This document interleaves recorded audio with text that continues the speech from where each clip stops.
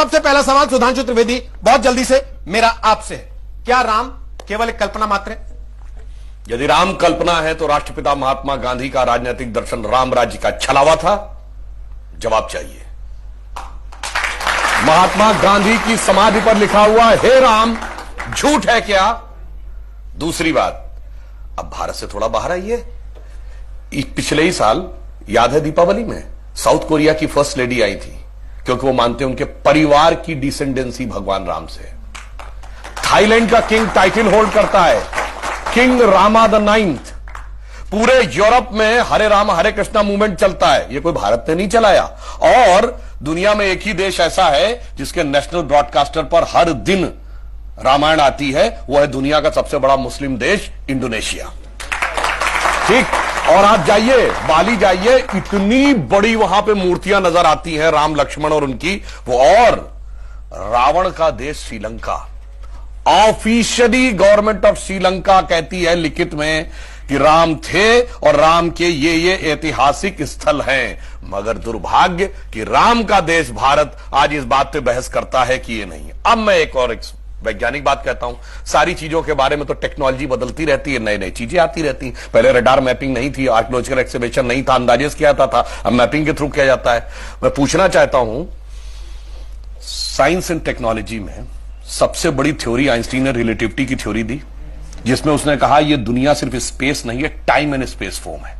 मैं आपसे पूछना चाहता हूं, टाइम का सबसे एक्यूरेट पैरामीटर क्या हो सकता है? आप कहेंगे 5 बजे है, तो 5 तो दिल्ली में बजे ना, लंदन में तो कुछ और बजा होगा, इसलिए ग्रीनिश मीन टाइम है जो सारी दुनिया पे लागू है।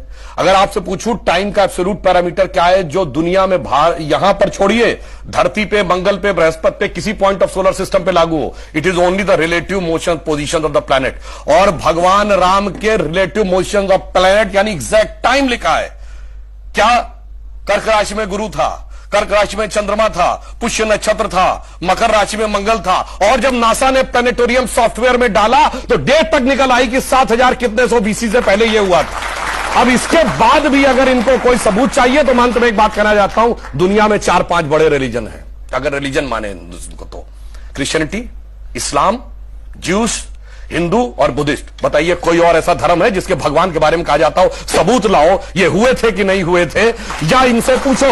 और भगवान राम की पहले की भी वंशावली अवेलेबल है और बाद की भी। बाकी दुनिया में जितने भी लोग हुए, बाद की कुछ की अवेलेबल है, कुछ की तो पहले और बाद की भी नहीं अवेलेबल है, पहले किसी की नहीं अवेलेबल है। मगर राजा इक्ष्वाकु से लेकर उसके बाद उनके पुत्र इतने साल राज किया, भगवान राम के बाद इतने इतने, पूरा डिटेल सब कुछ झुटलाने का प्रयास केवल इसलिए होता है कि हम पे हुकूमत करने वाले जो लोग थे ना, अंग्रेज, उनको तो कहते हैं, अब मैं किसी धर्म ग्रंथ के खिलाफ नहीं, कहते हैं 14,000 साल पहले दुनिया बनी थी।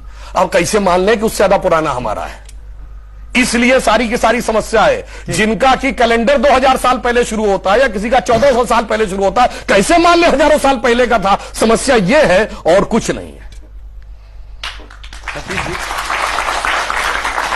देखिए, मैं ये कहना चाहता हूं कि जब एकदम सबूत की और टेक्निकल बात होती है तो ये जैसे उन्होंने कोर्ट केस की बात की, आपको पता है मुस्लिम पक्ष इसमें कब आया है?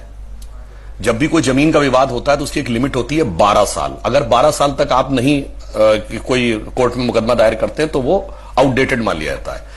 1949 दिसंबर में मूर्तियां प्रकट हुई और जब पूजा शुरू हुई, ये जानते केस कब आया? दिसंबर 1961, जब 11 दिन रह गए थे वो 12 साल की मियाद खत्म होने में।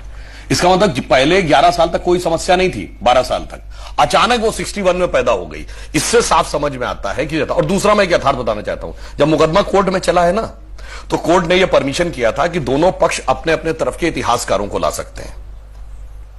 जो बाबरी मस्जिद एक्शन कमेटी या सुन्नी वक्फ बोर्ड की तरफ से इतिहासकार गए सब वही जेएनयू ब्रांड थे, आर.एस. शर्मा, डी.एन. झा और वगैरह वगैरह। मगर उन्होंने एक बड़ी मजेदार बात कही। कोर्ट ने पूछा कि आप में से आर्कियोलॉजिस्ट कौन है, क्योंकि आप होता ना जो खुदाई होती है उसका विशेषज्ञ। पांचों ने स्पष्ट किया कि आर्कियोलॉजी वो नहीं जानते। दूसरा प्रश्न पूछा गया, दूसरा प्रश्न यह था कि सारे डॉक्यूमेंट 2 ही भाषाओं में लिखे, संस्कृत और फारसी। दोनों ने बाकायदा लिख के दिया, ना वो संस्कृत जानते हैं ना वो फारसी जानते हैं, यानी ना खुदाई जानते हैं ना पढ़ाई जानते हैं, और उसके बावजूद सारी खुदाई जानते हैं।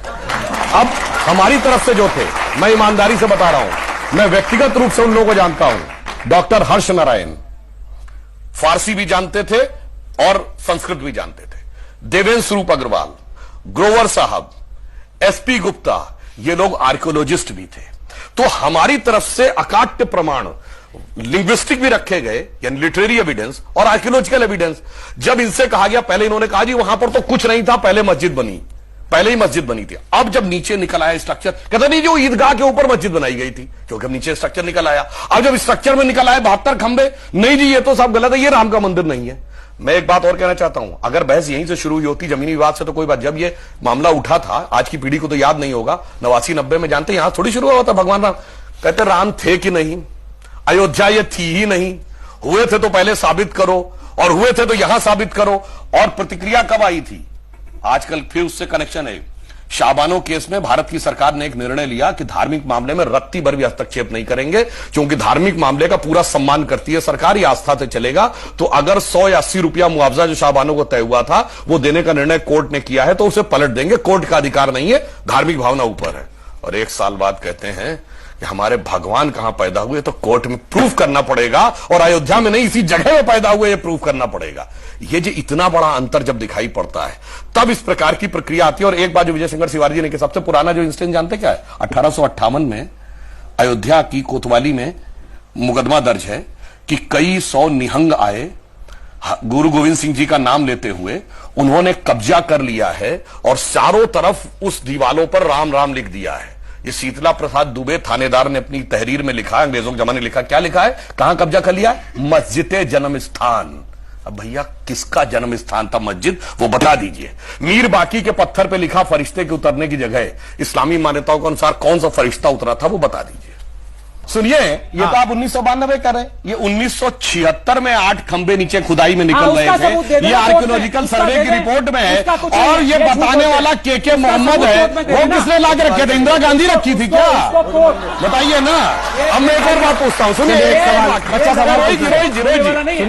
बात मैं जरूर कहना चाहूंगा। ये जो दलित दुकानदारी की बात कही गई है, दुकानदारी क्या होती है बताता हूं। दलितों के जितने बड़े नेता पिछले 100 साल में हुए, पेरियार जिनका नाम था ईवी रामास्वामी नायकर, उसके बाद डॉक्टर अंबेडकर जिन्होंने जो साइन किए भीमराव रामजी अंबेडकर, उसके बाद बाबू जगजीवन राम, उसके बाद काशी राम, और उसके बाद क्षेत्रीय नेताओं में रामविलास पासवान और उदित राज जिनका नाम है रामराज। अरे राम को जितना आत्मसात दलितों ने किया उतना तो मैं ईमानदारी से कहता हूं ऊंची जातियों ने नहीं किया।